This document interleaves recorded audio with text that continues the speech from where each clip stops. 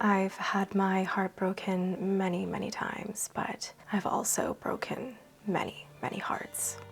Love, romance, and obsession are some of the most powerful and all-consuming forces that humans are capable of expressing. Musicians and poets have prolifically explored the topic for time immemorial. It's something we can all relate to and something that we all desire.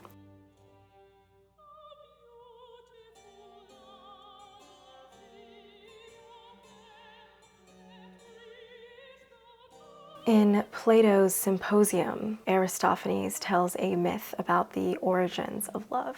One of my philosophy professors shared with us an animation of the story, and I never quite forgot it. In his speech, Aristophanes explains that humans were originally double beings, but because they were so arrogant and powerful, Zeus split them, creating humans that spent the rest of their lives searching for their other half. And this search is what we know to be love. So how should we then proceed when we are seeking our life partner? It's probably one of the most important decisions that you make in your entire life. That's a tall order. So without further ado, the most fundamental compatibility we should seek in a partner is romantic compatibility. Think of entering into a relationship like building a house. Both people, not just one, are ready, willing, and able to enter into this partnership to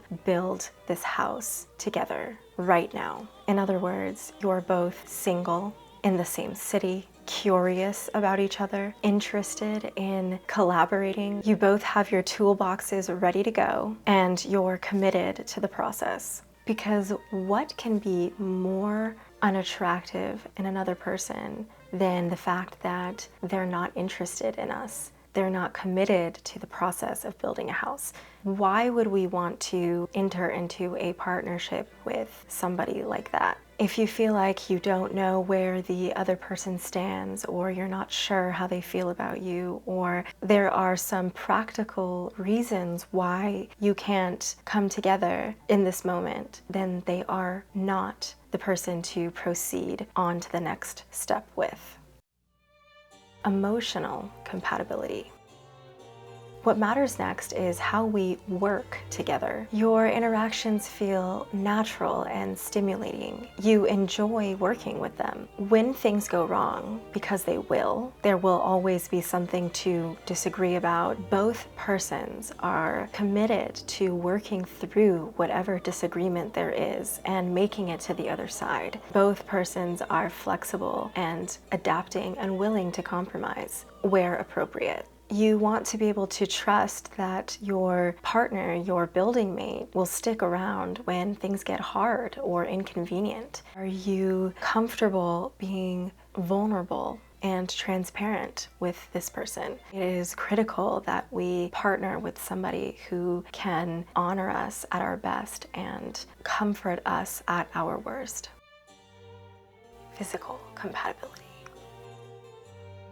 This is chemistry. It's one of those things that you know it when you feel it. You are a magnet to this person and you want to be around them. You want to talk to them. You want to spend time with them. That's so important to have in a relationship. It's that feeling of pride that you feel when you walk down the street with them in public or when they're speaking to a group. It's that feeling of contentment that you feel when you watch them do ordinary things. But of course, we should be careful with this. It can be so powerful that it can hijack our reason, our values, and our ordinary defenses. So it's best to consider this one, especially in the context of all the other. It should never be dispositive.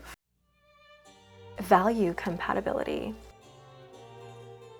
These are the values that we look for on paper. What is their education and career? What are your views on finances, marriage, child rearing? Are you both on the same page about politics and religion or spirituality? How to maintain and decorate a home? Social and ethical beliefs? Now, it's not to say that your values have to be completely and unequivocally aligned, but rather the same things aren't coming up over and over again and remaining unaddressed, because that is how resentment builds. And finally, intellectual compatibility. You're going to be spending a lot of time with your life partner. This person should be one that stimulates you mentally, that you enjoy having conversations and discussions with. You want to hear their opinion about XYZ, from the sacred to the mundane, from the low to the high, the good and the bad, and everything in between. We have to be sure that it's somebody we want to invest that much of our time and energy in.